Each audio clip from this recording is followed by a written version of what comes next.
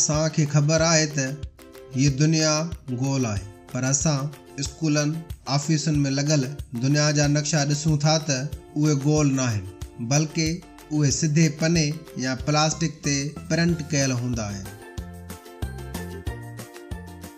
छा गोल धरतीअ जे नक्शे खे असां हिकु सिधे पने में प्रिंट करे सघूं था? त सादो जवाबु आहे न। इहा ॻाल्हि रियाज़ीदान कार्ल फ्रीडरिक साबित कई त कंहिं बि गोल शइ में चिटियल कंहिं बि शइ खे सिधे पने में चिटिबो त उन में फ़र्क़ु अची वेंदो। उहा जीअं जो तीअं न हूंदी, जंहिंजो मतिलबु असां दीवारुनि ते लॻल जेकी नक्शा ॾिसूं था उहे दुरुस्त न आहिनि। दुनिया अंदरि हज़ारे नक्शनि जा क़िस्म जोड़िया विया आहिनि, पर जेको दुनिया जो नक्शो वधीक तालीमी इदारनि, ऑफिसुनि ऐं इंटरनेट में गूगल मैप्स में इस्तेमालु थींदो आहे उनखे मर्केटर प्रोजेक्शन चयो वेंदो आहे।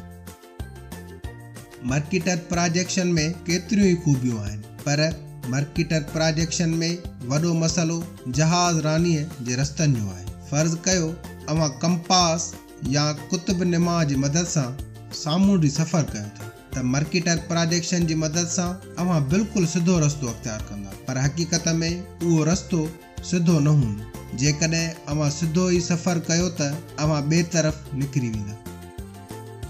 उन नक्शे खे इस्तेमालु करण जा केतिरा ई सबब आहिनि। जीअं मर्केटर प्रोजेक्शन में ब्राज़ील जो नक्शो ॾिसजे त उन जी साइज़ साॻी आहे जेका गोल नक्शे में आहे। मर्केटर प्रोजेक्शन में ग्रीनलैंड जी ज़मीन अफ्रीका जे बराबरि ॾेखारियल आहे, पर हक़ीक़त में ग्रीनलैंड अफ्रीका खां नंढो आहे। हिकु ॿिए क़िस्म जे नक्शे खे गाल पीटर्स प्रोजेक्शन चइजे थो। उन में अव्हां ग्रीनलैंड जी एराज़ी खणी अफ्रीका सां भेटायो त उहा अफ्रीका खां नंढी हूंदी, पर गाल पीटर्स प्रोजेक्शन में वरी हिकु ॿी ख़ामी आहे। उन में मुल्कनि जी एराज़ीअ खे अजीब तरीक़े सां छिके वॾो कयो वियो आहे, जंहिंसां केतिरा ई मुल्कनि जा नक्शा अव्हांखे अजीब नज़र ईंदा।